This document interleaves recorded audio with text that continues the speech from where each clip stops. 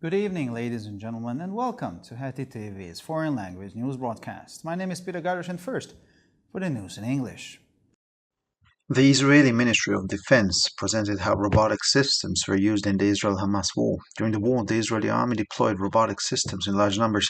The 2023-25 Israel-Hamas war was the first robotic war, said retired Colonel Yaron Sarig, head of the Artificial Intelligence and Autonomy Program Executive Office within the Ministry of Defense.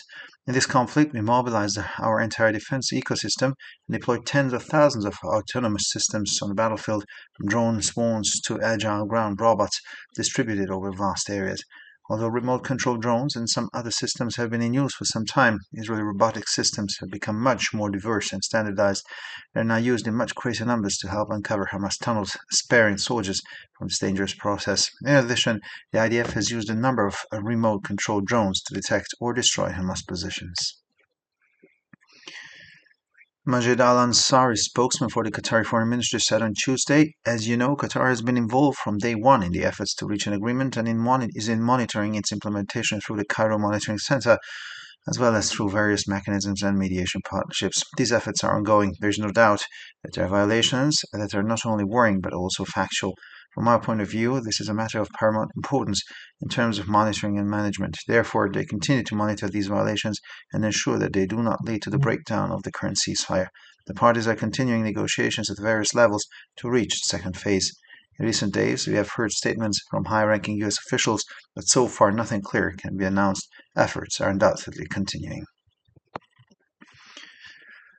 A tanker flying the Russian flag and carrying sunflower oil from Russia to Georgia was attacked near the coast of Turkey, but its 13 crew members were unharmed, according to the Turkish Maritime Authority. The ship, named Midvolga II, reported that it had been attacked at 130 kilometers off the Turkish coast, but did not request assistance and is continuing on to the Turkish port of Sinop, the Turkish Maritime Directorate reported. The authority did not provide further details. According to Turkish private television station NTV, the attack was carried out by a kamikaze drone. When asked about the attack, a Turkish official said that the necessary messages had been conveyed to the parties concerned, including the Ukrainian authorities.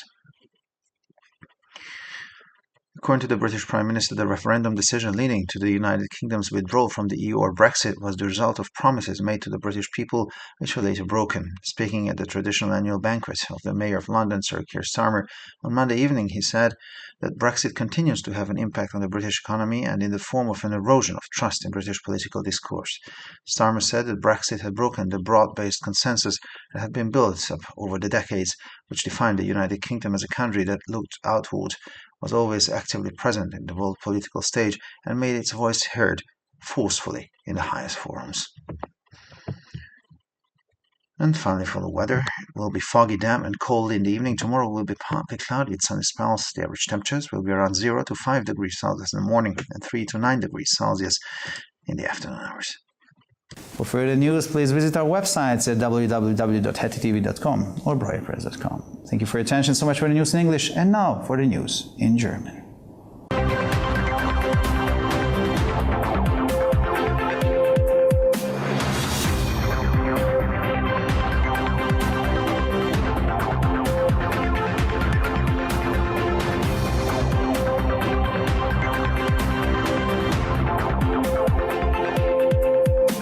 Schönen guten Abend, liebe Zuschauer. Mein Name ist Peter Gardosh und nun zu den Nachrichten auf Deutsch.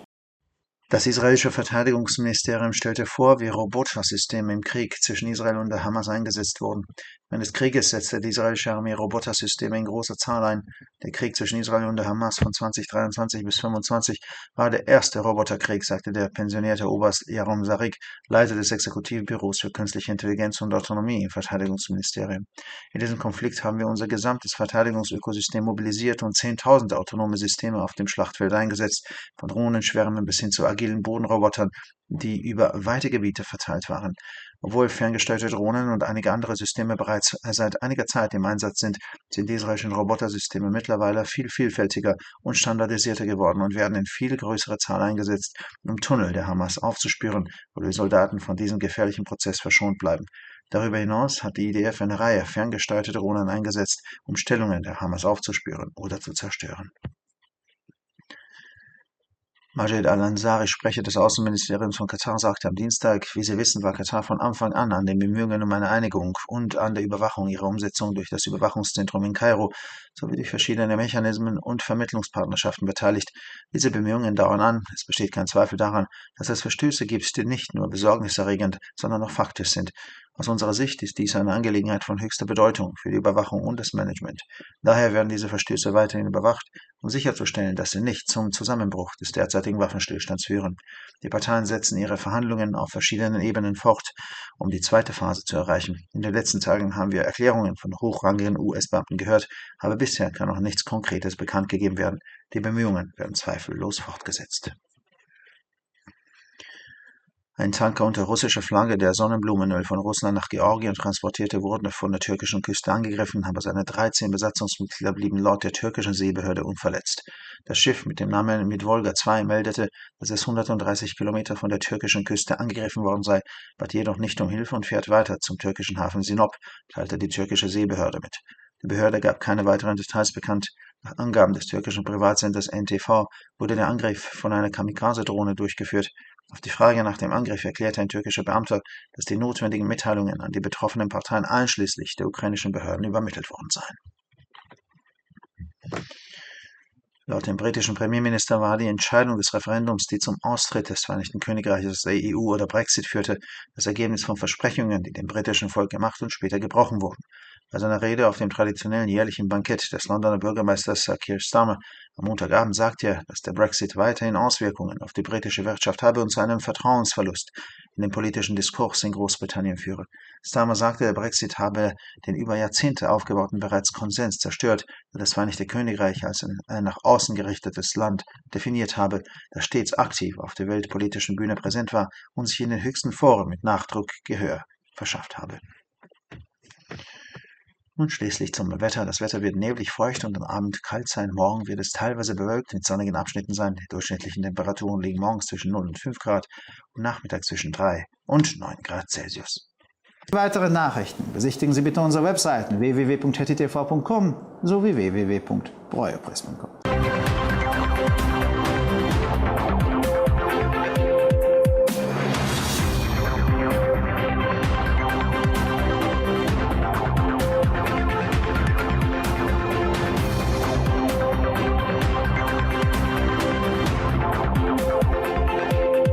ערב טוב, גבירותיי ורבותיי, שמי אדם ברויר זאבי, ואלה הם החדשות בעברית. משרד הביטחון הישראלי הדגים כיצד נעשה שימוש במערכות רובוטיות במלחמת ישראל-חמאס. צה"ל פרס מערכות רובוטיות במספרים גדולים במהלך המלחמה. מלחמת ישראל-חמאס בין 2023 ל-2025 הייתה המלחמה הרובוטית הראשונה, אמר אלוף במילואים בדימוס ירון שריג, ראש מנהל תוכנית הבינה המלאכותית והאוטונומיה במשרד הביטחון. בסכסוך הזה גייסנו את כל המערכת האקולוגית הביטחונית שלנו ופרסנו עשרות אלפי מערכות אוטונומיות בשדה הקרב, החל מנחילי רחפנים ועד לרובוטיקה קרקעית זריזה הפרוסה על פני שטחים רחבים. בעוד שרחפנים ומערכות אחרות נמצאות בשימוש במשך זמן רב, מערכות רובוטיות ישראליות הפכו מגוונות יותר וסטנדרטיות ונמצאות בשימוש בכמויות גדולות בהרבה כדי לסייע בחשיפת מנהרות חמאס ובכך לחסוך את חייהם של חיילים מתהליך מסוכן זה. בנוסף, צה"ל להשתמש במספר רחפנים כדי לזהות ולהשמיט עמדות חמאס. דובר משרד החוץ הקטרי, מג'ד הסנארי, אמר ביום שלישי, כידוע לכם, קטר הייתה מעורבת מהיום הראשון במאמצים להגיע להסכם ולנטר את יישומו באמצעות מצפה הכוכבים בקהיר ומנגנונים שונים ושותפויות ביניים. מאמצים אלה נמשכים. אין ספק שישנן הפרות שאינן רק מדרגות, אלא גם עובדתיות. מנקודת המבט שלנו זה עניין בעל חשיבות עליונה מבחינת ניטור וניהול. לכן המשיכו לעקוב אחר ההפרות ולוודא שלא יובילו לקריסת הפסקת האש הנוכחית. הצדדים ממשיכים במשא ומתן ברמות שונות כדי להגיע לשלב השני. שמענו הצהרות מבכירים אמריקנים בימים האחרונים, אך לא ניתן להכריז על דבר קונקרטי עד כה. המאמצים יימשכו ללא ספק.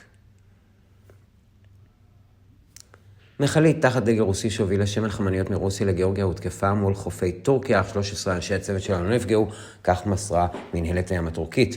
המדוולגה 2 דיווחה כי הותקפה 130 קילומטרים מול חופי טורקיה, אך לא ביקשה סיוע והיא המשיכה לכיוון נמל סינופ הטורקי, כך מסרה מנהלת הים. הרשות לא מסרה פרטים נוספים. רשות השידור הפרטית הטורקית NTV דיווחה כי הפיגוע בוצע על ידי רחפן קמיקזה. כשנשאל על הפיגוע אמר גורם טורקי כי ההודעות הדרושות נשלחו לגורמים הרלוונטיים, כולל הרשויות האוקראיניות. ראש ממשלת בריטניה אמר כי החלטת משאל העם שהובילה ליציאת בריטניה מהאיחוד האירופי הייתה תוצאה של הבטחות שניתנו לעם הבריטי, אך הופרו מאוחר יותר. בנאום במסיבה השנתית לראש עיריית לונדון בערב יום שני אמר סר קיר סטארמר כי הברקסיט עדיין משפיע על הכלכלה הבריטית ועל שחיקת האמון בשיח הפוליטי. סטארמר אמר כי הברקסיט שבר קונסנזוס רחב שנבנה במשך עשרות שנים שהגדיר את בריטניה כמדינה הפונה כלפי חוץ, שתמיד פעילה בזירה העולמית ובעלת קול חזק ברמות הגבוהות ביותר. ולמזג האוויר, מזג האוויר צפוי להיות לח וקר לקראת הערב, מחר נוכל לצפות למזג האוויר מעונן חלקית, הטמפרטורות חזויות להיות בין 0 ל-5 מעלות בבוקר ובין 3 ל-9 מעלות אחר הצהריים. אתרי האינטרנט שלנו ב-hattitv.com או broyerpress.com. תודה רבה והמשך ערב נעים.